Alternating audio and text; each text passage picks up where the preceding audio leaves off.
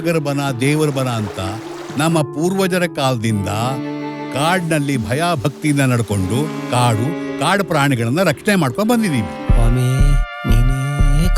ಗುಡಿಸಲು ಕಿತ್ ಕಟ್ಟಬೇಕು ಅಂತ ಹೇಳ್ತಾ 3-4 ಮಳೆಗಾಲ ಕಳೀತು. ಈ ಮಳೆಗಾಲದಲ್ಲಿ ಗುಡಿಸಲು ಮುರ್ಕೊಂಡ್ ಬಿದ್ರೆ ಎತ್ಲಾಗ್ ಹೋಗೋದು? ನೀವು ಆ ಮಟ್ಟಿನೆಲ್ಲ ತಗೊಂಡೋಗಿ ಎಂತ ಮಾಡ್ತೀರಿ? ಮತ್ ಅದ್ರಿಂದಾಗೋ ದೋಷ ನಾವ್ ಅನ್ಭವಿಸಕ್ ಆಗುದ್ಲಪ್ಪ. ಹುಲಿನೆತ್ತಿ ಕಾಡಿನ ಸಾವಾಸ ನಮಗ್ ಬ್ಯಾಡ. ಹುಲಿನೆತ್ತಿಗ್ ಶಿಕಾರಿಗೆ ಹೋದವರು ವಾಪಸ್ ಬರ್ಲಾ. ಇವನ್ ತಲೆ ಕೆಡ್ಸಿ ನಿಮ್ ಕೆಲಸ ಮಾಡಿಸ್ಕೊಟ್ಟಿದ್ದೀರಾ? ಎಂಥ ಜನ ರೀ ನೀವು?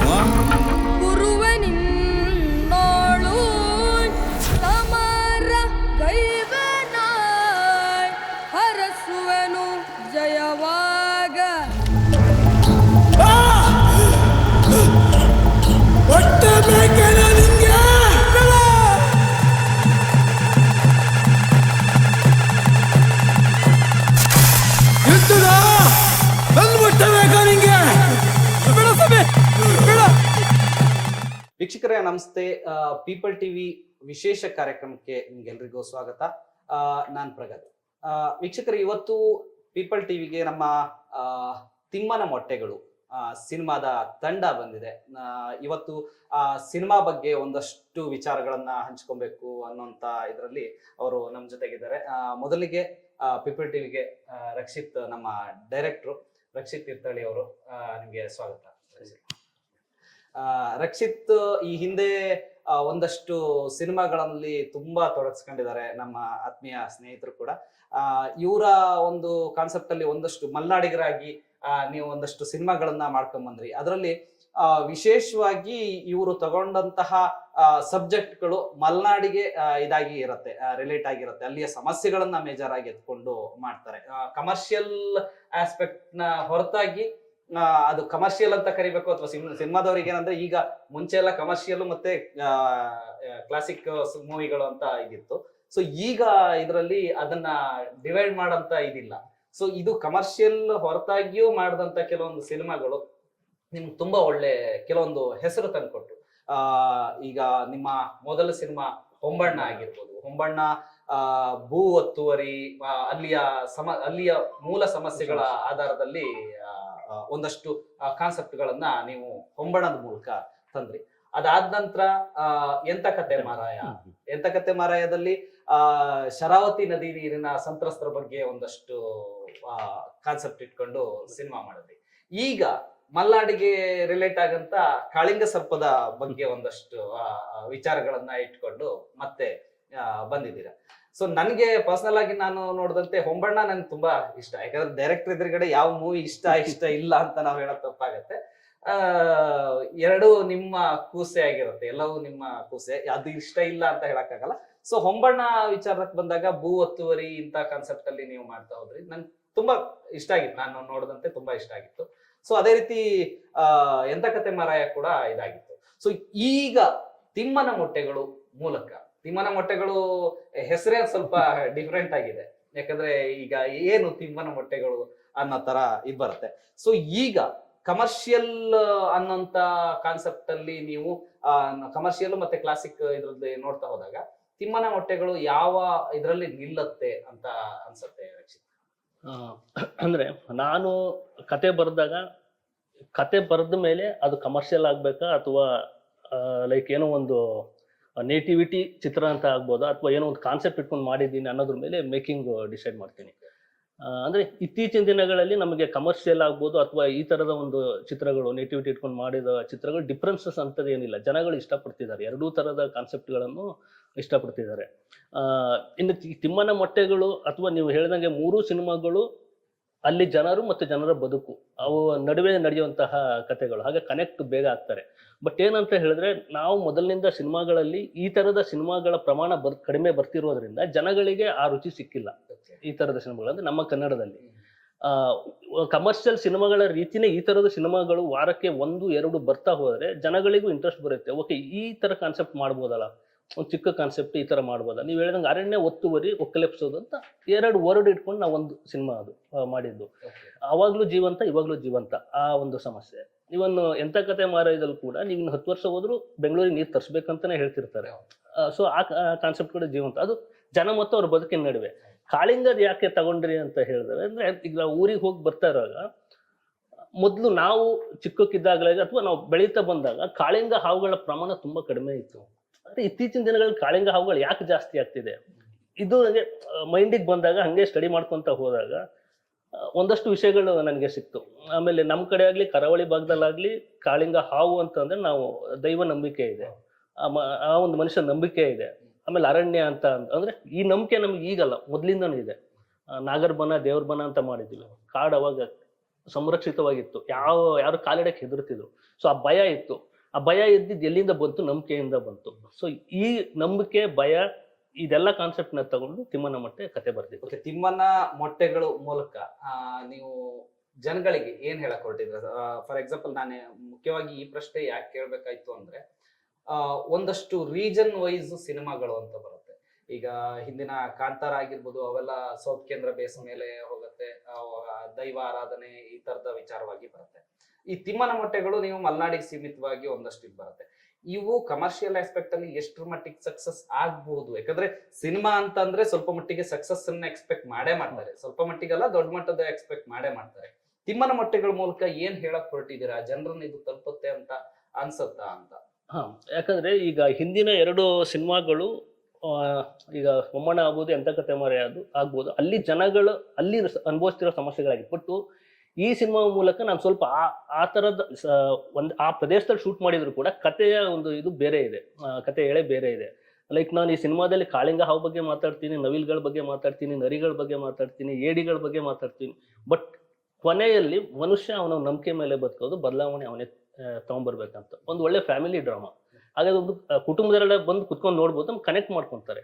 ಇಂಥ ಪರಿಸ್ಥಿತಿ ಬಂದಾಗ ನಾನೇನು ಡಿಸಿಷನ್ ತಗೊಬೋದು, ಹಾಗಾಗಿ ಪ್ರತಿಯೊಬ್ಬರಿಗೂ ರೀಚ್ ಆಗುತ್ತೆ.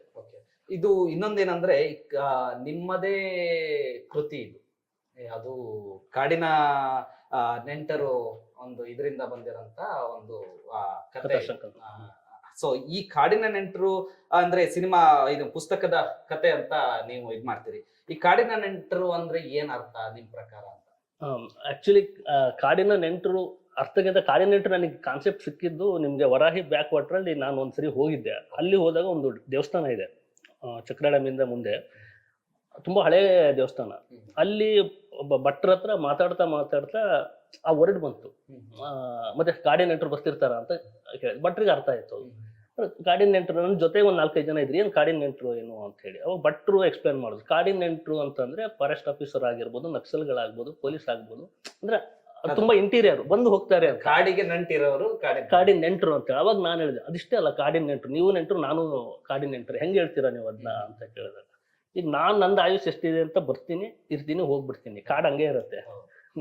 ಎಲ್ಲರೂ ಕಾಡಿನ ನೆಂಟ್ರೆ. ಬರೀ ಕಾಡಲ್ಲಿ ವಾಸ ಮಾಡೋರು ಅಷ್ಟೇ ಅಲ್ಲ, ಇವಾಗ ಬೆಂಗಳೂರಿಯನ್ಸ್ ಕೂಡ ಕಾಡಿನ ನೆಂಟ್ರೆ. ಹೇಗೆ ಅಂತಂದ್ರೆ ವೆಸ್ಟರ್ನ್ ಘಾಟ್ಸ್ ಇಂದ ನಮಗೆ ಮಳೆ ಬರ್ತಿರೋದು ಬೆಂಗಳೂರಿಗೆ ಕೂಡ. ಸೊ ಇಲ್ಲಿ ಬಂದವರೆಲ್ಲ ನಾವು ಪ್ರಕೃತಿ ನೆಂಟ್ರಿದ್ದಂಗೆ. ಸೊ ಹಾಗೆ ಕಾಡಿನ ನೆಂಟರು ಅಂತ ಹೇಳಿ ಆ ಒಂದು ಕಾನ್ಸೆಪ್ಟ್ ನನಗೆ ಸಿಕ್ತು. ಅವಾಗ ಅಲ್ಲಿ ಆ ಡಿಸ್ಕಸ್ ತುಂಬಾ ಆಯ್ತು. ನಾನು ಅವಾಗ ಡಿಸೈಡ್ ಮಾಡಿಬಿಟ್ಟೆ, ನೆಕ್ಸ್ಟ್ ನಾನು ಏನೋ ಬುಕ್ ಬರೆದು ತುಂಬಾ ಹಿಂದೆ ಇದು ಎಂತ ಕತೆ ಮರಕ್ಕೂ ಮುಂಚೆ ಬಂದಿದ್ದು ಥಾಟ್ ಇದು. ಆಮೇಲೆ ನಾವೇನು ಬುಕ್ ಬರೆದ್ರೆ ಇದೊಂದು ಇಡ್ಬೇಕು ಟೈಟ್ಲ್ ಅನ್ಸ್ತು. ಸೊ ಆ ಕಾಡಿನ ನೆಂಟರು ಅಂತ ಉಳಿದಿದ್ದು ಆ ಥರ. ಆಮೇಲೆ ನೀವು ಯಾವುದೇ ವಿಚಾರಗಳು ತಗೊಳ್ಳಿ, ಈಗ ಸುಮ್ಮನೆ ಒಬ್ಬ ವ್ಯಕ್ತಿನ ಕುಟುಂಬದಿಂದ ಹೊರಗಡೆ ಹಾಕ್ಬೋದು, ಫ್ರೆಂಡ್ ಸರ್ಕಲ್ ಇಂದ ಹೊರಗಡೆ ಹಾಕ್ತಾರೆ, ಎಲ್ಲಿ ಹೋದ್ರು ಬೈತಾ ಇರ್ತಾರೆ, ಏನೋ ಮಾಡ್ತಾರೆ. ಅವ್ನು ದೇಶಾಂತರ ಹೋದ, ಒಂದು ಕಾಡೊಳಗೆ ಹೋದ ಅಂದ್ರೆ ಹೊಟ್ಟೆ ಹಸು ಆದಾಗ ಅವ್ನಿಗೆ ಎಲ್ಲೂ ಹೊರಗಡೆ ಯಾರು ಕೊಡಲ್ಲ ಅವನಿಗೇನು. ಬಟ್ ಅವ್ನು ಮರದ ಕೆಳಗಡೆ ಕೂತಾಗ ಹಣ್ಣು ತಗೊಂಡು ತಿಂತಾನೆ, ನೆರಳಿಗೆ ಮಲಗ್ತಾನೆ, ಯಾರು ಕೇಳಲ್ಲ. ಟ್ಯಾಕ್ಸ್ ಕಟ್ತೀರ ಆ ಟೈಮಲ್ಲಿ ಇಲ್ಲ. ಸೊ ಹಂಗಿದ್ಮೇಲೆ ನಮಗೆ ಪ್ರಕೃತಿ ಅಷ್ಟೆಲ್ಲ ಕೊಟ್ಟಿದೆ. ನಾವು ಕಾಡಿನ ನೆಂಟರು ಮತ್ತಲ್ಲಿ ಇರಲ್ಲ, ನಾವು ಸುಮಾರು ದಿನ ಇರಲ್ಲ, ಮತ್ತೆ ಹೋಗ್ತೀವಿ. ಬಟ್ ಪರ್ಮನೆಂಟ್ ಆಗಿರೋದು ಒಂದು ಕಾಡು. ಓಕೆ, ಕಾಡಿನ ನೆಂಟರ ಮೂಲಕ ಒಂದಷ್ಟು ಇದನ್ನ ಕೊಡ್ಬೇಕು ಅಂತಿದ್ರಿ. ಪರ್ಟಿಕ್ಯುಲರ್ ಆಗಿ ಈ ಮೂವಿನಲ್ಲಿ ಕಾಳಿಂಗ ಸರ್ಪದ ಬಗ್ಗೆ ಸಿನಿಮಾ ಮಾಡೋದಕ್ಕೆ ಹೊರಟಿದ್ರಿ. ಒಂದಷ್ಟು ಸಮಸ್ಯೆಗಳು ಎದುರಾಗ್ಬೋದು, ಅರಣ್ಯ ಇಲಾಖೆ ಆಗಿರ್ಬೋದು ಅಥವಾ ಅಲ್ಲಿಯ ಪರಿಸರದ ವಿಚಾರವಾಗಿರ್ಬೋದು. ಇವೆಲ್ಲ ಒಂದಷ್ಟು ಅಡೆತಡೆಗಳು ಬರುತ್ತೆ ಅನ್ನೋಂಥದ್ದು ನಿಮ್ ತಲೆಯಲ್ಲಿ ಇತ್ತು ಅಂತ ಅನ್ಸುತ್ತೆ. ಸೊ ಈ ಕಾಳಿಂಗ ಹಾವಿನ ಬಗ್ಗೆಯೇ ಸಿನಿಮಾ ಮಾಡುವಂತದ್ದ ಒಂದು ಸಾಹಸಕ್ಕೆ ಯಾಕೆ ಕೈ ಹಾಕಿದ್ರಿ? ಎಷ್ಟರ ಮಟ್ಟಿಗೆ ನಿಮ್ಗೆ ಆ ಸಾಹಸದಲ್ಲಿ ಸಕ್ಸಸ್ ಸಿಕ್ತು ಅಂತ? ಅಂದ್ರೆ ಅದೇನ ಹೇಳಿದ್ನಲ್ಲ, ಕಾಳಿಂಗ ಹಾವುಗಳು ಜಾಸ್ತಿ ಆಗ್ತಿದಾವೆ. ಯಾಕೆ ಆಗ್ತಿದಾವೆ? ಕೊನೆಗೆ ಇನ್ನೊಂದ್ ಕಡೆ ನಾನು ಹೋದಾಗ ಸಿಕ್ತು, ಇಲ್ಲ ನಮ್ಮೂರ್ ಕಡೆ ಈಗ ನಾಗರ ಹಾವುಗಳು, ಕೆರೆ ಹಾವುಗಳು ಕಡಿಮೆ ಆಗ್ತಿದಾವೆ. ಸೊ ಯಾಕೆ ಕಡಿಮೆ ಆಗ್ತಿದೆ? ಕಾಳಿಂಗ ಹಾವುಗಳು ಜಾಸ್ತಿ ಆಗ್ತಿರೋದಕ್ಕೆ ಆಗ್ತಿದೆ. ಸೊ ಈ ಕೆರೆ ಹಾವನ್ನ ನಾಗರಹಾವನ್ನ ಕಾಳಿಂಗ ಹಾವೇ ನುಂಗ್ಬಿಟ್ಟು ಇದ್ ಮಾಡುತ್ತೆ. ಸೊ ಅವು ಪ್ರಮಾಣ ಜಾಸ್ತಿ ಆಗಿರೋದ್ರಿಂದ ಈ ತರ ಆಗುತ್ತೆ ಅಂತ ಆಗಿದ್ರೆ ಎಲ್ಲಾ ಕಡೆನೂ ಈ ಕಾಳಿಂಗ ಹಾವು ಹಿಡಿಯೋರು ಜಾಸ್ತಿ ಆಗಿದಾರಲ್ಲ. ಈಗ ನಾವು ಮೊದ್ಲೆಲ್ಲ ಈಗ ಎಲ್ಲಿ ನೋಡಿದ್ರು ನಿಮಗೆ ಒಂದೊಂದು ಊರಲ್ಲಿ ಒಬ್ರು ಸಿಗ್ತಾರೆ ಮೋಸ್ಟ್ಲಿ ಹುಡುಕಿದ್ರೆ ಆತರ. ಕಾಳಿಂಗ ಹಾವುಗಳು ಹಿಡಿಯೋರು ಇದ್ದಾರೆ, ಹಾವುಗಳನ್ನ ಸಂರಕ್ಷಣೆ ಮಾಡೋರು ಇದ್ದಾರೆ. ಬಟ್ ಹಾವುಗಳು ಜಾಸ್ತಿ ಆದಾಗ ಏನ್ ಸಂರಕ್ಷಣೆ, ಈ ತರದ ಒಂದಷ್ಟು ಥಾಟ್ಸ್ಗಳು ಬರ್ತಾ ಹೋಯ್ತು. ಸೊ ಆ ನಿಟ್ಟಲ್ಲಿ ಒಂದಷ್ಟು ಜನಗಳ ಜೊತೆ ಸ್ಟಡಿ ಮಾಡಿದೆ. ಗುರುರಾಜ್ ಸನಿಲ್ ಇದ್ದಾರೆ, ಅವ್ರ ಹತ್ರ ನಾನು ಒಂದಷ್ಟು ಮಾತಾಡಿದ್ದೀನಿ. ಕೊನೆಗೆ ಕಳ್ಸಿಕೊಟ್ಟೆ ನಾನು ಕತೆ ಬರೆದ ಮೇಲೆ. ಅವರು ತುಂಬಾ ಇದು ಮಾಡ್ಬಿಟ್ಟು ತುಂಬಾ ರೂಟ್ ಲೆವೆಲ್ ಅಲ್ಲಿ ಮಾಡಿದ್ದೀರಾ. ಬರೀ ಕಾಳಿಂಗ ಹಾವು ತಗೊಂಡು ಅದ್ರ ಬಗ್ಗೆನೇ ಇದ್ ಮಾಡ್ಲಿಕ್ಕಿಂತ ಅದು ನಂಬಿಕೆಗಳ ಜೊತೆ ಇದ್ ಮಾಡ್ಬೇಕಲ್ಲ ನಾವು. ಅಲ್ಲಿ ಜನಗಳು ಮತ್ತೆ ಕಾಳಿಂಗ ಹಾವಿನ ಬಗ್ಗೆ ನಮ್ಮ ಸೈಡ್ ಕಾಳಿಂಗ ಹಾವು ಅಂತಾನೆ ಹೇಳಲ್ಲ, ಕರಿ ಹಾವು ಅಂತ ಹೇಳ್ತಾರೆ. ಹೆದರುತ್ತಾರೆ, ಹಂಗ್ ಹೇಳ್ಬಾರ್ದು ಅಂತ. ಆಮೇಲೆ ಹಾವು ನೋಡಿದ್ರು ಭಯ ಬಟ್ಟು ಮನೆಗ್ ಬಂದ್ಬಿಟ್ಟು ಕೈ ಮುಗಿತಾರೆ, ಕರಿ ಹಾವು ನೋಡ್ಬಿಟ್ಟೆ ನಾನು ಅಂತ. ಬಟ್ ಇವಾಗಿನ ದಿನದಲ್ಲಿ ನೀವು ನೋಡಿದ್ರೆ ಒಬ್ರು ಕಾಳಿಂಗ ಹಾವು ಹಿಡಿತಿದಾರೆ ಅಂದ್ರೆ ಸುತ್ತಲೂ ಜನ ಬಂದು ನೋಡ್ತಾರೆ. ಅದು ಸ್ವಲ್ಪ ಬದಲಾವಣೆ ಆಗಿದೆ.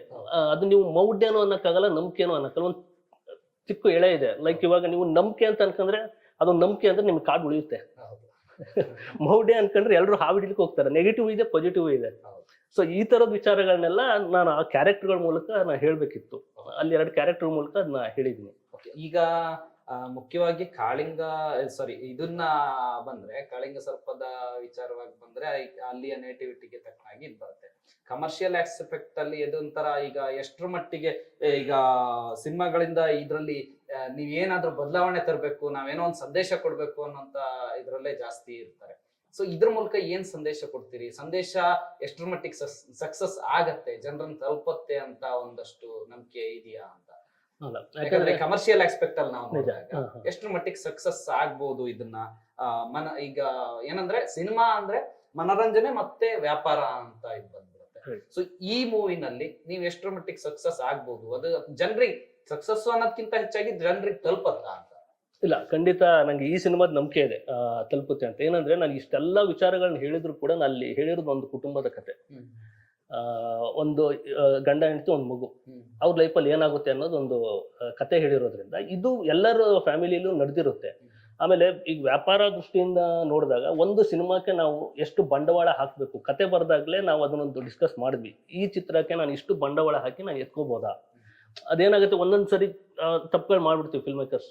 ನಂದು ಸಿನಿಮಾ ಚೆನ್ನಾಗಿ ಬರ್ಬೇಕು ಎಲ್ಲ ಕಡೆಯಿಂದ ಅಂತ ಹೇಳ್ಬಿಟ್ಟು ತುಂಬಾ ಅಮೌಂಟ್ ಹಾಕ್ಬಿಟ್ಟು ನಾವು ಸಿನಿಮಾ ರಿಲೀಸ್ ಮಾಡೋ ಟೈಮಲ್ಲಿ ಹಿಂಗೆ ರಿಕವರ್ ಮಾಡೋದು ಹೇಗೆ ಅಂತ ಯೋಚನೆ ಮಾಡ್ತೀವಿ. ಬಟ್ ಇದು ಕತೆ ಬರೆದ ಮೇಲೆ ಈ ಕತೆಗೆ ನಾವು ಯಾವ ಲೊಕೇಶನ್ಗೆ ಹೋಗ್ಬೇಕು, ಆಮೇಲೆ ಅಲ್ಲಿ ನಮ್ಗೆ ಎಷ್ಟು ಖರ್ಚಾಗುತ್ತೆ, ಪೋಸ್ಟ್ ಪ್ರೊಡಕ್ಷನ್ ಆಗ್ಬೋದು ಅಥವಾ ಪ್ರೀ ಪ್ರೊಡಕ್ಷನ್ ಎಷ್ಟೇ ಖರ್ಚು ಮಾಡಬೇಕು, ಆ ಒಂದು ಲೆಕ್ಕದಲ್ಲಿ ಬಜೆಟ್ ಪ್ಲಾನಿಂಗ್ ಚೆನ್ನಾಗಿತ್ತು. ಅದು ವ್ಯಾಪಾರ ದೃಷ್ಟಿಯಿಂದ ನಮ್ಗೆ, ಯಾಕಂದ್ರೆ ನಾವು ಯಾರು ಲಾಸ್ ಮಾಡ್ಕೊಳಕ್ ಇಷ್ಟಪಡಲ್ಲ. ನಾವು ಸಿನಿಮಾ ಮಾಡಿ ನಾವು ಇದಾಗ್ಬೇಕಂತ ಹೇಳಿ ಆ ದೃಷ್ಟಿಯಿಂದ ನಮ್ಮ ಪೊಟೆನ್ಷಿಯಲ್ ಅಲ್ಲಿ ಆ ಸಿನಿಮಾನ ನಾನು ಎಷ್ಟು ಮಟ್ಟಿಗೆ ಚೆನ್ನಾಗಿ ತೋರಿಸ್ಬೋದು. ಸೊ ಆ ನಿಟ್ಟಿನಲ್ಲಿ ಯೋಚನೆ ಮಾಡಿರೋದ್ರಿಂದ ವ್ಯಾಪಾರ ದೃಷ್ಟಿಲಿ ನಾವು ಹಾಕಿರೋ ಬಂಡವಾಳಕ್ಕೆ ಮೋಸ ಇಲ್ಲ ಅಂತ ಅನ್ಕೊಂತೀನಿ. ಯಾಕಂದ್ರೆ ಕಾನ್ಸೆಪ್ಟ್ ಚೆನ್ನಾಗಿದೆ. ನಾನು ಇಷ್ಟಲ್ಲಿ ಯಾಕೆ ಹೇಳ್ತಿದ್ದೀನಿ, ಎಲ್ಲ ಫಿಲ್ಮ್ ಮೇಕರ್ಸ್ ಹೇಳ್ತಾರೆ ನಾನು ಹೊಂಬಣ್ಣದಲ್ಲೂ ಕೂಡ ತುಂಬಾ ಚೆನ್ನಾಗಿ ಬಂದಿತ್ತು. ಎಲ್ಲಾ ಇದ್ರಲ್ಲೂ ಕೂಡ ಲೊಕೇಶನ್ ಇದರಿಂದ ಹಿಡಿದು ಪಾತ್ರವರ್ಗದ ಇದು ಕೂಡ ಎಲ್ಲ ತುಂಬಾ ಚೆನ್ನಾಗಿ ಬಂದಿತ್ತು. ಸೊ ಇದ್ರಲ್ಲೂ ಪಾತ್ರವರ್ಗದ ಆಯ್ಕೆನಲ್ಲಿ ಎಷ್ಟು ಯಾವ್ಯಾವ ರೀತಿ ತಗೊಂಡ್ರಿ ಪಾತ್ರವರ್ಗಗಳನ್ನ? ಅಲ್ಲಿಯ ಲೋಕಲ್ ಮಲ್ನಾಡಿಗರನ್ನೇ ತಗೊಂಡ್ರ ಅಥವಾ ಹೊರಗಡೆಯವ್ರನ್ನ ತಗೊಂಡ್ರ? ಹೊರಗಡೆಯವ್ರನ್ನ ತಗೊಂಡಾಗ ಒಂದಷ್ಟು ಚಾಲೆಂಜಸ್ ಇರುತ್ತೆ, ಅಲ್ಲಿಯ ಲೋಕಲ್ ಲ್ಯಾಂಗ್ವೇಜಸ್ ಮಾತಾಡೋದಾಗಿರ್ಬೋದು. ಇಂಥ ವಿಚಾರದಲ್ಲಿ ಪಾತ್ರವರ್ಗದ ಆಯ್ಕೆ ಹೇಗಾಯ್ತು?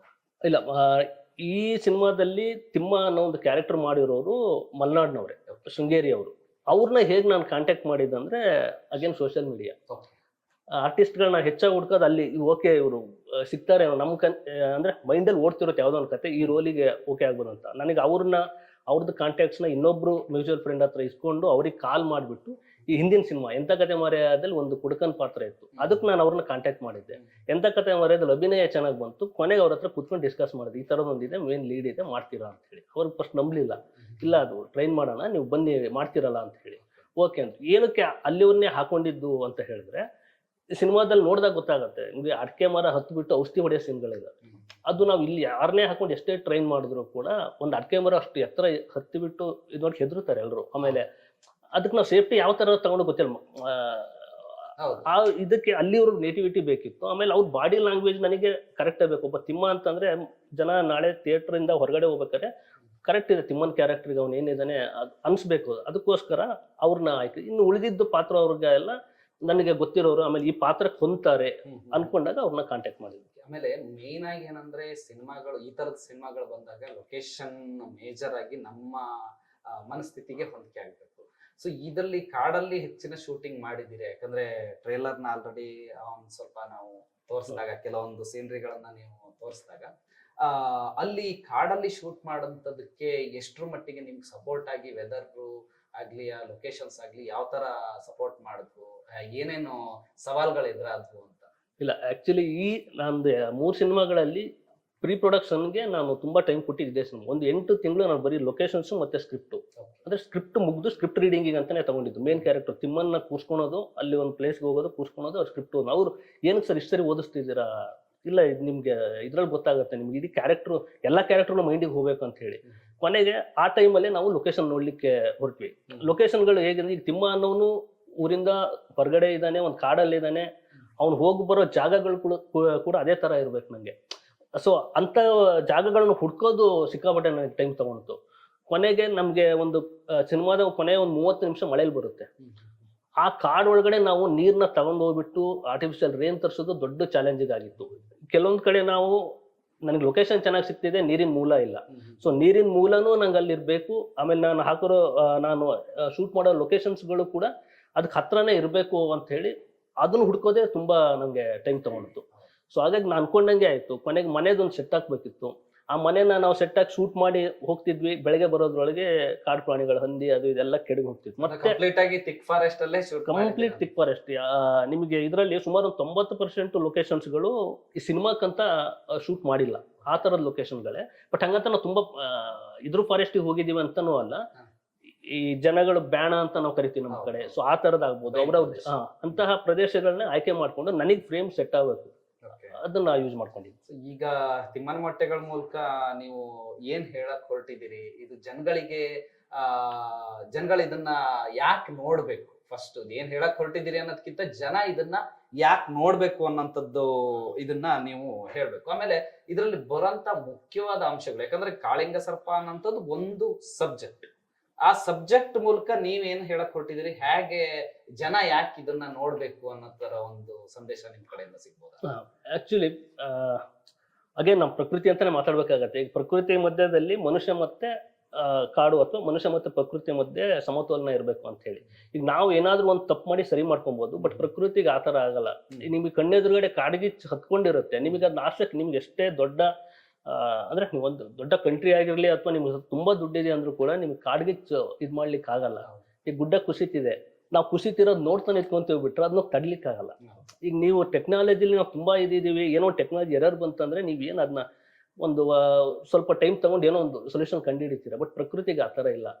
ಸಮತೋಲನ ಇದ್ದಾಗ ಮಾತ್ರ ಅದು ನಮ್ಮ ಮಾತು ಕೇಳುತ್ತೆ, ಅದ್ರ ಮಾತು ನಾವು ಕೇಳ್ಬೇಕು, ನಮ್ಮ ಮಾತು ಅದು ಕೇಳುತ್ತೆ ಸಮತೋಲನ ಇದ್ದಾಗ. ಇಲ್ಲ ಅಂದ್ರೆ ಇದಾಗಲ್ಲ. ಇದು ಈ ಒಂದು ಸಮತೋಲನ ಇರ್ಬೇಕು ಅನ್ನೋದೊಂದು ಹೇಳಲಿಕ್ಕೆ ಹೊರಟಿರೋದು. ಇದು ಬಿಟ್ಟು ಒಂದು ಕುಟುಂಬದಲ್ಲಿ ಒಂದು ವ್ಯಾಲ್ಯೂಸ್ ಬರುತ್ತೆ, ರಿಲೇಶನ್ಶಿಪ್ ವ್ಯಾಲ್ಯೂಸ್ ಬರುತ್ತೆ. ಈಗ ಅಪ್ಪ ಮಗನ್ ಯಾವ ತರ ನೋಡ್ತಾನೆ, ಅಮ್ಮ ಮಗನ್ ಯಾವ ತರ ನೋಡ್ತಾರೆ, ಎಲ್ಲಾ ದೃಷ್ಟಿಗಳು ಒಂದೇ ತರ ಇರುತ್ತೆ. ಆಮೇಲೆ ನಮ್ಮ ಮನೆಗಳಲ್ಲಿ ನಡೀತಿರೋ ಇದೆ, ಒಬ್ಬ ಮಗ ತಪ್ಪು ಮಾಡಿದ್ರು ಕೂಡ ನಾವು ಅದನ್ನ ಬೆಂಬಲಿಸ್ತೀವಿ ಅನ್ನೋದಕ್ಕಿಂತ ನಾವು ಅದನ್ನ ತುಂಬಾ ಲೈಟ್ ಆಗಿ ತಗೊಂತೀವಿ. ಮತ್ತೆ ನೆಕ್ಸ್ಟ್ ಏನಪ್ಪಾ ಅಂತ ಯೋಚನೆ ಮಾಡ್ತಿರ್ತೀವಿ. ಆಮೇಲೆ ಕೆಲವೊಂದು ನಂಬೇಕಾ ಅಥವಾ ಕೆಲವೊಂದು ನಂಬಿಕೆಗಳನ್ನ ನಾವು ಯಾವ ಮಟ್ಟದಲ್ಲಿ ನಂಬಬೇಕು, ಆಮೇಲೆ ಆ ನಂಬಿಕೆಗಳಿಂದ ಪಾಸಿಟಿವ್ ಏನಾಗುತ್ತೆ, ನೆಗೆಟಿವ್ ಏನಾಗುತ್ತೆ, ಆ ತರ ಒಂದು ಪಕ್ಕ ಫ್ಯಾಮಿಲಿ ಡ್ರಾಮಾ ಇರೋದ್ರಿಂದ ಆ ಒಂದು ಅಂಶಗಳನ್ನ ನೋಡ್ಲಿಕ್ಕೆ ಬರ್ಬೋದು. ಆಮೇಲೆ ಇದರಲ್ಲಿ ಮೇನ್ ಆಗಿ ನಟರ ಆಯ್ಕೆ ಬಗ್ಗೆ ಹೇಳಿದ್ರೆ, ಅವರಿಗೆ ಯಾವ ತರ ತಯಾರಿ ಮಾಡಿದ್ರಿ, ಅವರು ಆ ತಯಾರಿನಲ್ಲಿ ಎಷ್ಟರ ಮಟ್ಟಿಗೆ ಅವ್ರು ಸಕ್ಸಸ್ ಆಗಿರ್ತಾರೆ ಬಿಡಿ. ಆದ್ರೆ ನಾನು ಆ ನಟರನ್ನ ಯಾವ ತರ ತಯಾರಿ ಮಾಡಿದ್ರೆ, ಅವ್ರನ್ನ ತಯಾರಿ ಮಾಡೋ ಸಂದರ್ಭದಲ್ಲಿ ಆದಂತ ಅನುಭವಗಳೇನಾದ್ರು ಇದಾವ ಅಂತ? ಇಲ್ಲ, ಅದು ಅಂದ್ರೆ ಇದ್ರಲ್ಲಿ ತುಂಬಾ ನಂಗೆ ತಿಮ್ಮನ ಕ್ಯಾರೆಕ್ಟರ್ ತುಂಬಾ ನೆನಪಲ್ಲಿ ಉಳಿಯುತ್ತೆ. ಅವ್ರನ್ನ ತಯಾರಿ ಮಾಡ್ಬೇಕಾರೆ, ಯಾಕಂದ್ರೆ ಅವ್ರು ಆರಾಮಾಗಿ ಕೆಲಸ ಮಾಡ್ಕೊಂಡಿರೋರು ಶೃಂಗೇರಿಲಿ. ಅವ್ರನ್ನ ತಗೊಂಡ್ಬಂದ್ಬಿಟ್ಟು ಆಮೇಲೆ ಅವ್ರ ಕೆಲಸಗಳಿರುತ್ತೆ. ನಮ್ಮ ಊರ್ ಕಡೆ ಗೊತ್ತಲ್ಲ, ಅಡಿಕೆ ಕೊಯ್ಲು ಬಂತು ಅದು ಬಂತು, ನಾವು ಏನಕ್ಕೆ ಆಮೇಲೆ ಸರ್ ಅಡಿಕೆ ಕೊಯ್ಲು ಬರೋಕ್ಕಾಗಲ್ಲ. ಬಟ್ ನಮಗೆ ಅದು ಸಿಟ್ಟು ಬರ್ತಿತ್ತು ಆ ಟೈಮಲ್ಲಿ. ಆರ್ಟಿಸ್ಟ್ಗೂ ನೀವು ಏನು ಈ ಥರ ಮಾತಾಡ್ತಿರಲ್ಲ ಅಂತ ಹೇಳಿ ತಾದವ್ರನ್ನ ಕರ್ಸ್ಬಿಟ್ಟು ಬರ್ತಿದ್ರು ಹೇಳಿದ ಟೈಮಿಗೆ. ಅವ್ರ ತಯಾರಿ ಚೆನ್ನಾಗಿತ್ತು. ನೆಕ್ಸ್ಟ್ ಇನ್ನು ಉಳಿದಿದ್ದು ಕೆಲವೊಂದು ಕ್ಯಾರೆಕ್ಟರ್ ಬರುತ್ತೆ. ಹಿತಾನ ಕ್ಯಾರೆಕ್ಟರ್ ಆಶಿಕಾ ಸೋಮಶೇಖರ್ ಅಂತ ಮಾಡಿದ್ದಾರೆ. ಅವ್ರು ಆಲ್ರೆಡಿ ಥಿಯೇಟರ್ ಆರ್ಟಿಸ್ಟು. ಪಾತ್ರ ಏನಿದೆ ಅಂತ ಹೇಳಿದ್ರೆ ತಗೊಳ್ತಿದ್ರು. ಎಲ್ಲ ಚಿಕ್ಕ ಪುಟ್ಟ ಇದು ಇದ್ದಾಗ ನಾನು ಸ್ಪಾಟಲ್ಲಿ ಹೇಳ್ತಿದ್ದೆ, ಬಿಟ್ರೆ ಪಾತ್ರದೊಳಗೆ ಹೋಗ್ಬಿಟ್ಟಿದ್ರು. ಇನ್ನು ಸುಚೇಂದ್ರ ಪ್ರಸಾದ್ ಅವರು ವಿಜಯ್ ಕುಮಾರ್ ಅನ್ನೋ ಒಂದು ಪಾತ್ರ ಮಾಡಿದ್ದಾರೆ. ಅವ್ರಿಗೆ ನಾವು ಮೊದಲೇ ಸ್ಕ್ರಿಪ್ಟ್ ಕೊಟ್ಟಿದ್ವಿ. ಅದಾದ ನಂತರ ಸೆಟ್ಟಲ್ ಬಂದ್ಬಿಟ್ಟು ಡಿಸ್ಕಸ್ ಮಾಡ್ತಿದ್ವಿ. ಪಾತ್ರ ಮಾಡಿರೋಂಥವ್ರು ಕೇಶವ್ ಗುತ್ತಳಿಕೆ ಅಂತ ಹೇಳಿ, ಅವರು ಶೃಂಗೇರಿ ಅವರು. ಆಮೇಲೆ ರಘುರಮಣ್ ಕೊಪ್ಪ ಅಂತ ಇದ್ದಾರೆ, ವೈಭವ್ ಅನ್ನೊಂದು ಫೋಟೋಗ್ರಾಫರ್ ರೋಲ್ ಮಾಡಿದ್ದಾರೆ. ಆ ರೋಲು ಕೂಡ ನಿಮಗೆ ಕರ್ಕೊಂಡು ಹೋಗುತ್ತೆ. ಲಾಸ್ಟ್ ಅಲ್ಲಿ ಆ ರೋಲಿಂದ ಒಂದು ಟ್ವಿಸ್ಟ್ ಅನ್ನೋಕ್ಕಿಂತ ಒಂದ್ ಒಳ್ಳೆ ಸಂದೇಶ ಇದೆ. So, ಈ ತರದ್ದು. ಈಗ ಮುಖ್ಯವಾಗಿ ಏನಂದ್ರೆ, ಈಗ ಸಿನಿಮಾ ಅಂತ ಬಂದ್ರೆ ಹೀರೋ ಹೀರೋಯಿನ್ ಈ ತರದ್ ಇದ್ರಲ್ಲಿ ಬರುತ್ತೆ. ನಾನು ನೋಡಿದ ಹಾಗೆ ಒಂದಷ್ಟು ನಿಮ್ಮ ಸಿನಿಮಾಗಳ ಇದರಲ್ಲಿ ಪಾತ್ರಗಳ ಆಯ್ಕೆ ವಿಚಾರದಲ್ಲೆಲ್ಲ ಬಂದಾಗ ನಿಮ್ಮ ಇದರಲ್ಲಿ ಕಥೆನೇ ಹೀರೋ ಹೀರೋಯಿನ್ ಎಲ್ಲವೂ ಆಗಿರುತ್ತೆ.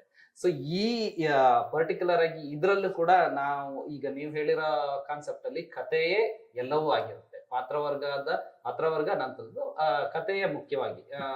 ಸೊ ಈಗ ಇದರಲ್ಲಿ ಈ ಸಿನಿಮಾಗಳನ್ನ ಈಗ ತೋರ್ಸಿರೋ ಯಾರ್ಯಾರಿಗೆ ತೋರ್ಸಿದಿರಿ, ಅವರ ಅನಿಸಿಕೆಗಳು ಏನೇನ್ ಬಂದ್ವು? ಓಕೆ, ಅಂದ್ರೆ ಮೊದಲು ಇದು ನಮ್ದು ಕೋಲ್ಕತ್ತಾ ಇಂಟರ್ನ್ಯಾಷನಲ್ ಫಿಲ್ಮ್ ಫೆಸ್ಟಿವಲ್ ಅಲ್ಲಿ ಸೆಲೆಕ್ಟ್ ಆಗಿ ಅಲ್ಲಿ ಸ್ಕ್ರೀನಿಂಗ್ ಆಯ್ತು. ಅಲ್ಲಿ ನಮ್ಗೆ ಒಳ್ಳೆ ಅಭಿಪ್ರಾಯ ಸಿಕ್ತು. ನಂತರ ಡೆಲ್ಲಿಲಿ ನಡೆದಿತ್ತು ದಾದಾ ಸಾಹೇಬ್ ಫಾಲ್ಕೆ, ಅಲ್ಲಿ ನಮ್ಗೆ ಸ್ಪೆಷಲ್ ಜೂರಿ ಅವಾರ್ಡೇ ಬಂತು ಸಿನಿಮಾಕ್ಕೆ. ಅದು ಬಿಟ್ಟು ಈಗ ಇದು ಕಾಳಿಂಗ ಸಬ್ಜೆಕ್ಟ್ ಇರೋದ್ರಿಂದ ನಾವು ಯಾಕೆ ತೋರಿಸ್ಬೇಕಂದ್ರೆ ಗೌರಿಶಂಕರ್ ಸರ್ ಸಿಕ್ಕರು. ಅವ್ರಿಗೆ ನಾನು ಆಗುಂಬೆ ಹೋಗ್ಬಿಟ್ಟು ಬಗ್ಗೆ ಒಂದಷ್ಟು ಅಧ್ಯಯನ ಮಾಡಿದ್ದಾರೆ. ಈಗ ರೀಸೆಂಟ್ ಆಗಿ ನಮ್ಮ ಒಂದು ವೆಸ್ಟರ್ನ್ ಘಾಟ್ಸ್ ಅಲ್ಲಿ ಸಿಗುವಂತಹ ಕಾಳಿಂಗ ಹಾವುಗಳಿಗೆ ನಾವು OPF ಕಾಳಿಂಗ ಅಂತಾನೆ ಕರಿಬಹುದು, ಕಿಂಗ್ ಕೋಬ್ರಾ ಅಂತ ಅಲ್ಲ. ಅದು ವರ್ಲ್ಡ್ ವೈಡ್ ನಾವು ಇನ್ಮೇಲೆ ಅದನ್ನ ಕಿಂಗ್ ಕೋಬ್ರಾ ಅಂತ ಅಲ್ಲ, ಕಾಳಿಂಗ ಅಂತ OPF ಕಾಳಿಂಗ ಅಂತಾನೆ ಕರಿಬಹುದು ಅನ್ನೋದನ್ನ ಅವ್ರು ಒಂದು ಸಂಶೋಧನೆ ಮಾಡಿದ್ರು ಥ್ರೂ ಔಟ್ ವರ್ಲ್ಡ್.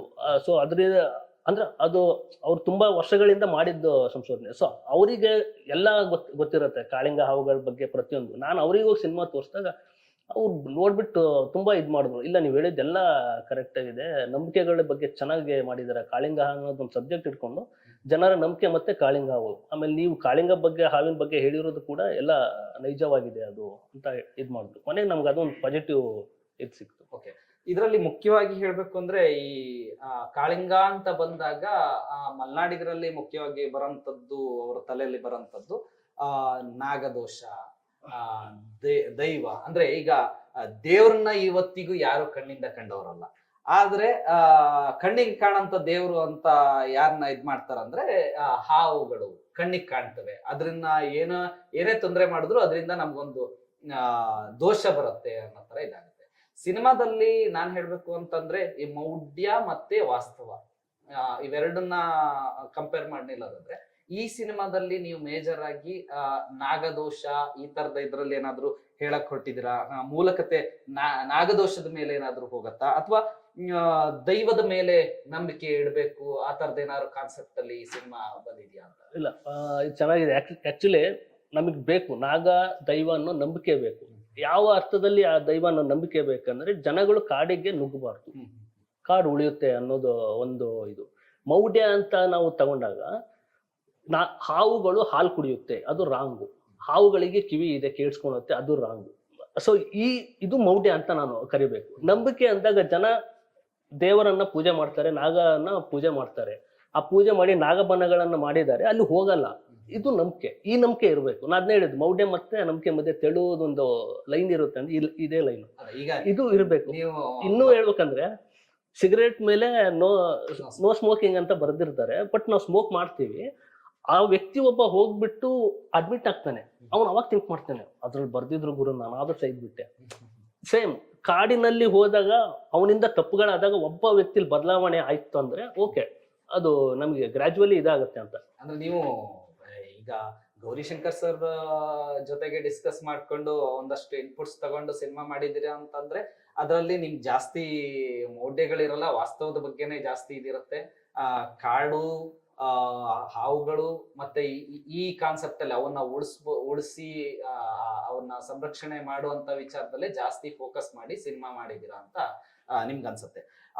ಮುಖ್ಯವಾಗಿ ಈ ಹಾವುಗಳು ಎಲ್ಲ ಕಡೆ ಸಿಟಿಗಳಲ್ಲೂ ಬಂದ್ಬಿಡುತ್ತೆ. ಇದು ಪರ್ಟಿಕ್ಯುಲರ್ ಆಗಿ ಕಾಳಿಂಗ ಸರ್ಪ ಅಂತ ಬಂದಾಗ ಮಲ್ನಾಡನ್ನೇ ಟಾರ್ಗೆಟ್ ಮಾಡಿ, ಮಲ್ನಾಡನ್ನೇ ಫೋಕಸ್ ಮಾಡಿ ಮಾಡಿದಂತ ಸಿನಿಮಾ ಆಗುತ್ತೆ.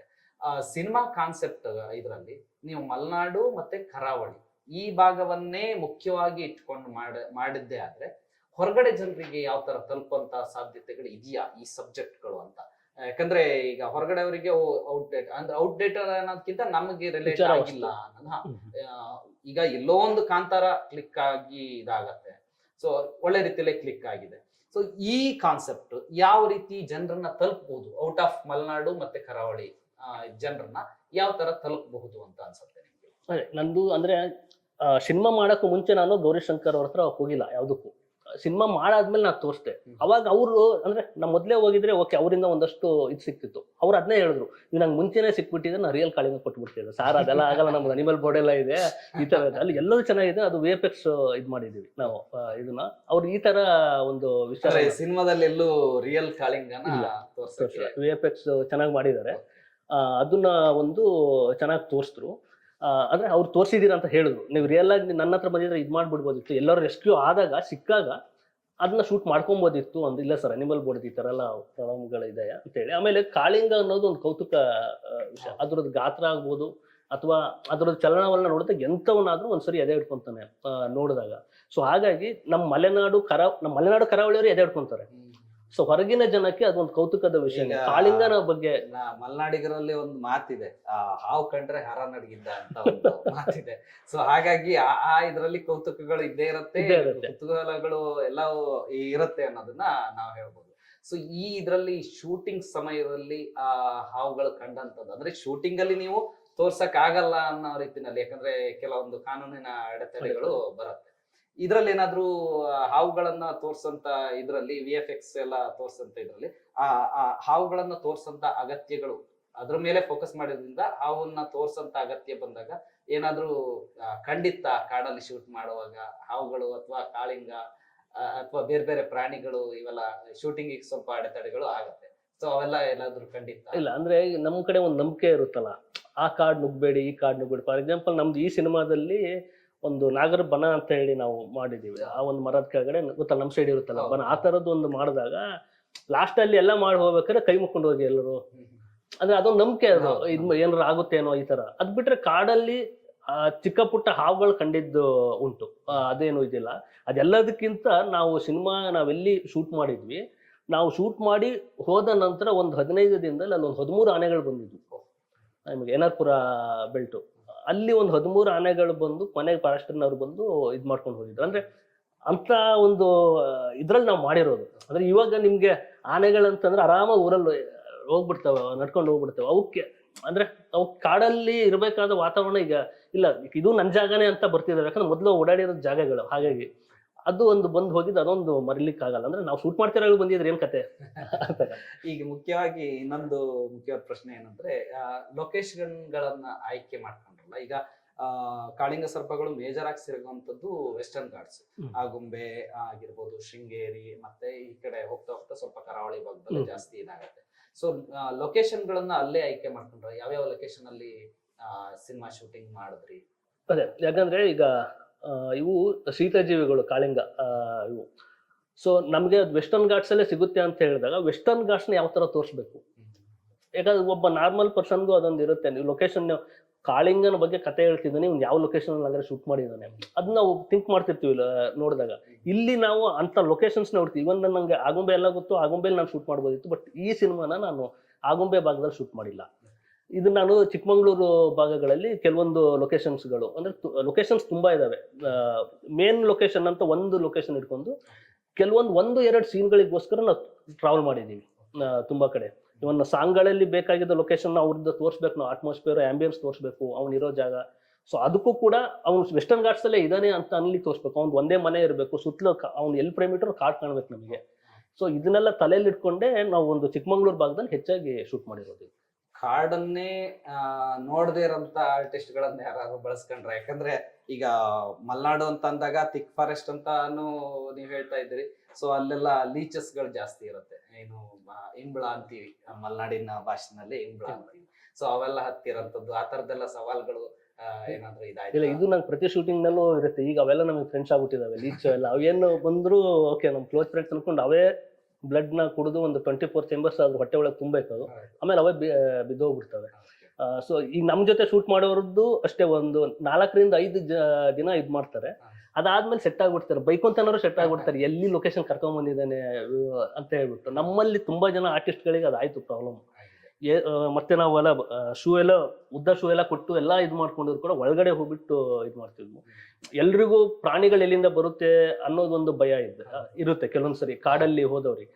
ಬಟ್ ಎಲ್ಲದಕ್ಕಿಂತ ಭಯ ಇದ್ದದ್ದು ಲೀಚ್ಗಳೆಲ್ಲಿ ಕಚ್ಚುತ್ತೆ ಅಂತ, ಆರ್ಟಿಸ್ಟ್ಗಳಿಗಾಗ್ಬೋದು, ಒಂದಷ್ಟು ಟೆಕ್ನಿಷಿಯನ್ಸ್ ಗಳಿಗಾಗ್ಬೋದು. ಆಮೇಲೆ ಅದಕ್ಕೆ ಹೊಂದ್ಕೊಂಡ್ರು ಅವರು. ಓಕೆ, ಈ ಪರಿಸರದಲ್ಲಿ ಹಿಂಗೆ ಇರುತ್ತೆ, ಆಮೇಲೆ ಏನೂ ಆಗಲ್ಲ ಅದು. ಅಂದ್ರೆ ಕೆಲವ್ರಿಗೆ ಏನಾದ್ರು ಅದು ಲೀಚ್ ನೋಡಿದಾಗ ಒಳಗಡೆ ಹೋಗ್ಬಿಡುತ್ತೆ ಅಂತ, ಅದು ಒಳಗಡೆ ಹೋಗಲ್ಲ, ಅದ್ರ ಹೊಟ್ಟೆ ತುಂಬಿದ್ಮೇಲೆ ಅದೇ ಬಿಟ್ಟು ಹೋಗುತ್ತೆ. ನಿಮಗೆ ಅಷ್ಟು ಬೇಡ ಅಂದ್ರೆ ಈ ತರ ತಕ್ಕೊಳ್ಳಿ ಅಂತೆಲ್ಲ ತೋರಿಸಿ ಅದಾದ್ಮೇಲೆ ಆರಾಮಾಗಿ ಶೂಟ್ ಮಾಡಿದ್ವಿ. ರಕ್ಷಿತ್ ಅವ್ರ ಇನ್ನೊಂದೇನಂದ್ರೆ ಟೆಕ್ನಿಷಿಯನ್ಸ್ ವಿಚಾರಕ್ಕೆ ಬಂದ್ರೆ ಅಥವಾ ಪ್ರೊಡ್ಯೂಸರ್ಸ್ ದುಡ್ಡು ಹಾಕಿದವ್ರು ಇರ್ತಾರೆ, ಅವ್ರದ ಬಗ್ಗೆ ಏನ್ ಹೇಳ್ತೀರಿ? ಯಾಕಂದ್ರೆ ಈ ತರದ ಸಿನಿಮಾಗಳಿಗೆ ದುಡ್ಡು ಹಾಕುವಂಥದ್ದು ಒಂದು ಸಾಹಸದ ವಿಚಾರ. ಎಷ್ಟ್ರ ಮಟ್ಟಿಗೆ ಅವ್ರ ಸಪೋರ್ಟ್ ಇತ್ತು? ಟೆಕ್ನಿಷಿಯನ್ಸ್ ಎಷ್ಟ್ರ ಮಟ್ಟಿಗೆ ಸಪೋರ್ಟ್ ಮಾಡಿದ್ರು? ಈಗ ನೀವು ಸ್ಟುಡಿಯೋದಲ್ಲಿ ಕುತ್ಕೊಂಡು ಎಡಿಟ್ ಮಾಡೋಂಥದ್ದು ಅದೇ ನೀವು ಕಾಡಲ್ಲ, ಎಲ್ಲಿ ಬೇಕಾದ್ರೆ ಇದು ಮಾಡ್ಬೋದು. ಬಟ್ ಕ್ಯಾಮ್ರಾ ವರ್ಕ್ಸ್ ಈ ತರದ್ದು, ಆಮೇಲೆ ಮ್ಯೂಸಿಕ್ ಇದಕ್ ಬರ್ತಾರೆ, ಇವರೆಲ್ಲ ಅಲ್ಲಿ ಕಾಡ್ನಲ್ಲಿ ಯಾವ ತರ ಸಪೋರ್ಟ್ ಆಗಿ ನಿಂತ್ರು, ಆಮೇಲೆ ಪ್ರೊಡ್ಯೂಸರ್ಸ್ ಇಂಥ ಸಬ್ಜೆಕ್ಟಿಗೆ ಯಾವ ತರ ಒಪ್ಪಿಗೆ ಕೊಟ್ರು, ಹೇಗೆ ಅಂತ? ಇಲ್ಲ, ಇದು ಆಕ್ಚುಲಿ ನಮ್ಮ ಆದರ್ಶ್ ಬ್ರೋಗೆ ನಾವು ಹೆಚ್ಚಿನ ಥ್ಯಾಂಕ್ಸ್ ಹೇಳಬೇಕು. ಏನಕ್ಕಂತ ಹೇಳಿದ್ರೆ ಪ್ರೊಡ್ಯೂಸರ್, ಏನಕ್ಕಂತ ಹೇಳಿದ್ರೆ ಈ ತರದ ಸಬ್ಜೆಕ್ಟ್ಗಳು, ಇವನ್ ಅವರು ಸಿಂಗರ್ ಕೂಡ ಹೌದು, ಆದರ್ಶ ಅಯ್ಯಂಗಾರ್. ಅವ್ರು ಯಾವಾಗ್ಲೂ ನನಗೆ ಒಂದು ಹಾಡು ಏನಾದ್ರು ಮಾಡೋಣ ಅಂದ್ರೂ ಕೂಡ ಸರ್ ಕಾನ್ಸೆಪ್ಟ್ ಏನು ಈ ತರ ಕೇಳ್ತಾ, ಅಂದ್ರೆ ಒಂದೇ ತರದ ಮೈಂಡ್ಗಳು ಸೇರಿದಾಗ ಈ ತರದ ಸಬ್ಜೆಕ್ಟ್ಗಳು ಹೊರಗಡೆ ಬರೋದು. ನಾವು ಫೋರ್ಸ್ಫುಲಿ ಮಾಡ್ಲಿಕ್ಕಾಗಲ್ಲ ಈ ತರದ ಸಿನಿಮಾಗಳನ್ನ. ಸೊ ಅವ್ರದ್ದು ಕೂಡ ಸರ್ ಯಾವ್ದಾದ್ರು ಒಳ್ಳೆ ಕತೆ ಇದ್ರೆ ಹೇಳಿ ಅಂತ. ನಾನು ಆಮೇಲೆ ಈ ಸಿನಿಮಾದ ಮ್ಯೂಸಿಕ್ ಡೈರೆಕ್ಟರ್ ಹೇಮಂತ್ ಜೋಯ್ಸ್ ಅಂತ ಇದ್ದಾರೆ, ನಾನು ಯಾವಾಗಲೂ ಟಚಲ್ಲಿ ಇರ್ತೀವಿ. ನಾವು ಮಾತಾಡ್ಕೊಂತೀರಾಗ ಇದೊಂದು ಎಳೆ ಇದೆ ಅಂತ ಹೇಳಿದಾಗ ಅವರು ಆದರ್ಶ್ ಬ್ರೋಗೆ ಹೇಳಿದ್ದು ಈ ತರ ಒಂದು ಚೆನ್ನಾಗಿದೆ ಅಂತ ಹೇಳಿ. ಅವಾಗ ಇವ್ರು ಸಡನ್ ಆಗಿ ನನಗೆ ಕಾಲ್ ಮಾಡಿ, ಬನ್ನಿ ಸರ್ ಸಿಗೋಣ, ಅದೇನೋ ಸಬ್ಜೆಕ್ಟ್ ಹೇಳಿದ್ರಲ್ಲ, ಒಂದು ಚಿಕ್ಕ ಬಟ್ಟೆಲಿ ಅಚ್ಚುಕಟ್ಟಾಗಿ ಮಾಡೋದಿದ್ರೆ ಮಾಡೋಣ ಅಂತ ಹೇಳಿದ್ರು. ಅಲ್ಲಿ ಒಂದೇ ದಿನದಲ್ಲಿ ಎಲ್ಲ ಸಬ್ಜೆಕ್ಟ್ನೆಲ್ಲ ಹೇಳಿ ಓಕೆ ಅಪ್ರೂವ್ ಆಯಿತು. ಅದಾದ ನಂತರ ಸ್ಕ್ರಿಪ್ಟ್ನೆಲ್ಲ ಅವ್ರಿಗೆ ಕಳಿಸಿ ಎಲ್ಲ ಇದಾಗಿ ಚೇಂಜಸ್ ಏನಿದೆ, ಏನು ಮಾಡ್ಕೊಂಡು ಹೋದ, ಆಮೇಲೆ ಇದು ಯಾವ ಥರ ಬರುತ್ತೆ ವಿಜುವಲಿ, ಅದೆಲ್ಲ ಡಿಸ್ಕಷನ್ ಆಯಿತು. ಹಾಗಾಗಿ ಅವರು ಈ ಸಿನಿಮಾಕ್ಕೆ ಒಂದು ಪಿಲ್ಲರ್, ಯಾವುದಕ್ಕೂ ಇಲ್ಲ ಅಂದಿಲ್ಲ, ಈ ಥರದ್ದು ಇದೆ, ಇನ್ನೊಂದು ದಿನ ಶೂಟ್ ಮಾಡ್ಬೇಕು ಎಕ್ಸ್ಟ್ರಾ ಅಂತ ಹೇಳಿ, ಓಕೆ ಹೋಗಿ ಸರ್ ಏನು ತೊಂದರೆ ಇಲ್ಲ ಅಂತ ಹೇಳಿ. ಅದು ಒಂದು ಕಡೆ. ಅದನ್ನ ಬಿಟ್ಟು ಇನ್ನು ಟೆಕ್ನಿಷಿಯನ್ಸ್ ವಿಚಾರಕ್ಕೆ ಬಂದಾಗ ಈ ಸಿನಿಮಾದ DOP ಪ್ರವೀಣ್ ಬಗ್ಗೆ ಹೇಳ್ಬೇಕು. ನಾನು ಹೊಂಬಣ್ಣ ಸಿನಿಮಾದ DOPನೇ ಈ ಸಿನಿಮಾಗೂ ವರ್ಕ್ ಮಾಡಿರೋದು. ಪ್ರವೀಣ್ ಅದೇ ಲೀಚಿಗೆ ಒಂದು ಹೆದರುತ್ತಿದ್ರು ಬಿಟ್ರೆ ಕಾಡಲ್ಲಿ ಎಲ್ಲಿ ಫ್ರೇಮ್ ಇಡ್ಬೇಕಂದ್ರೆ ಹೋಗಿಡ್ತಿದ್ರು. ಇವತ್ತು ನಮ್ಮ ಸಿನಿಮಾ ಆ ಒಂದು ವಿಜುವಲಿ ಅಷ್ಟು ಚೆನ್ನಾಗಿ ಬರ್ತಿದೆ ಅಂದ್ರೆ ಅದಕ್ಕೆ ಪ್ರವೀಣ್ ಕಾರಣ. ಈ ಫ್ರೇಮ್ ಈ ತರ ಬರ್ಬೇಕಂದ್ರೆ ಓಕೆ ಡಿಸ್ಕಸ್ ಮಾಡ್ತಿದ್ವಿ, ನೀಟಾಗಿ ಇಟ್ಬಿಟ್ಟು ಒಂದು ಒಳ್ಳೆ ಔಟ್ಪುಟ್ ತಂದು ಕೊಟ್ರು. ಇನ್ನು ಎಡಿಟಿಂಗ್ ವಿಚಾರಕ್ಕೆ ಬಂದಾಗ ಕೆಂಪರಾಜು ಸರ್ ನಮಗೆ ಒಬ್ಬ senior most editor in industry. So ಅವರು ಒಂದಷ್ಟು ಇನ್ಪುಟ್ಸ್ ಕೊಟ್ಕೊಂಡು ಎಡಿಟಿಂಗ್ ಮಾಡ್ತಾ ಹೋದ್ರು. ಹಾಗಾಗಿ ನನಗೆ ಟೆಕ್ನಿಕಲಿ ಏನಾಗಿಲ್ಲ. ಇನ್ನು ಮ್ಯೂಸಿಕ್ ಬಗ್ಗೆ ತಗೊಂಡಾಗ ಹೇಮಂತ್ ಜೋಯ್ಸ್ ಈಗ ಒಂದು ಸ್ವಲ್ಪ ರನ್ನಿಂಗ್ ಇರುವಂತಹ ಮ್ಯೂಸಿಕ್ ಡೈರೆಕ್ಟ್ರು. ಆಮೇಲೆ ಒಂದು ಯಂಗ್ಸ್ಟರ್ ಮೈಂಡು, ನಾವು ಹೇಳೋದನ್ನ ಒಂದು ಬೇಗ ಅರ್ಥ ಮಾಡ್ಕೊಂಡ್ಬಿಟ್ಟು ಒಂದು 2 ಔಟ್ಪುಟ್ ಕೊಟ್ಬಿಡ್ತಾರೆ, ಇದು ಬೇಕಾ ಸರ್ ಅಂತ ಹೇಳಿ. ಸೊ ಈ ಥರದ್ದೆಲ್ಲ ಒಂದು ಕಂಪ್ಲೀಟ್ ಒಂದು ಟೀಮ್ ವರ್ಕ್ ಆಗಿರೋದ್ರಿಂದ ನಮ್ಗೆ ಔಟ್ಪುಟ್ ಅಷ್ಟು ಚೆನ್ನಾಗಿ ಬಂದಿರೋದು. ಸಿನಿಮಾ ಬಗ್ಗೆ ವೀಕ್ಷಕರಿಗೆ ಏನ್ ಹೇಳಕ್ಕೆ ಇಷ್ಟಪಡ್ತೀರಿ ಅಂತ? ಅದೇ ಸಿನಿಮಾ ಈ ಒಂದು ಜೂನ್ 27ಕ್ಕೆ ಬಿಡುಗಡೆ ಆಗ್ತಿದೆ. ಒಂದು ಪ್ರಾಮಿಸಿಂಗ್ ಏನು ಮಾಡ್ಬೋದು, ನಮ್ಮ ಸಿನಿಮಾ ತುಂಬ ಅದ್ದೂರಿಯಾಗಿದೆ ಅಂತ, ಅಥವಾ ನೋಡಲಿಲ್ಲ ಅಂದರೆ ನಿಮಗೆ ಲಾಸು, ಈ ಥರದ್ದು ಯಾವ ಮಾತನ್ನು ಹೇಳಲಿಕ್ಕೆ ಹೋಗಲ್ಲ. ಸಿನಿಮಾಕ್ಕೆ ನೀವು ಕೊಡೋ ಒಂದು ಟಿಕೆಟ್ ಹಣ ಆಗಿರ್ಬೋದು, ಅಥವಾ ನೀವು ಆ ಸಿನಿಮಾ ನೋಡಲಿಕ್ಕೆ ಬಂದು ಹೋಗೋ ಸಮಯ ಆಗ್ಬೋದು, ಅದಂತೂ ವ್ಯರ್ಥ ಅಲ್ಲ. ಒಂದು ಒಳ್ಳೆ ವಿಷಯನ ಬಂದು ನೋಡ್ತೀರಾ, ಆಮೇಲೆ ಫ್ಯಾಮಿಲಿ ಆಡಿಯನ್ಸ್ ಬಂದು ಕುತ್ಕೊಂಡು ಒಂದು ಒಳ್ಳೆ ಸಿನಿಮಾ ನೋಡಿದ್ವಿ ಅನ್ನೋ ಒಂದು ಜಸ್ಟಿಸ್ ಅಂತೂ ಸಿಗುತ್ತೆ. ಹಾಗಾಗಿ ದಯವಿಟ್ಟು ಜೂನ್ 27ಕ್ಕೆ ಬಂದು ತಿಮ್ಮನ ಮೊಟ್ಟೆಗಳ ಸಿನಿಮಾನ ವೀಕ್ಷಕರು. ಇದು ಚಿತ್ರದ ನಿರ್ದೇಶಕರಾದಂತಹ ರಕ್ಷಿತ್ ತೀರ್ಥಹಳ್ಳಿ ಅವರ ಕಡೆಯಿಂದ ಒಂದಷ್ಟು ಇನ್ಪುಟ್ಸ್ ಗಳನ್ನ, ಸಿನಿಮಾ ಬಗ್ಗೆ ಒಂದಷ್ಟು ಮಾಹಿತಿಗಳನ್ನ ತಗೊಂಡ್ರಿ. ಈಗ ನಂತರದ ಹಂತದಲ್ಲಿ ಸಿನಿಮಾದಲ್ಲಿ ನಟನೆ ಮಾಡಿದಂತ ಅವ್ರ ಜೊತೆ ನಾವು ಮಾತಾಡೋಣ.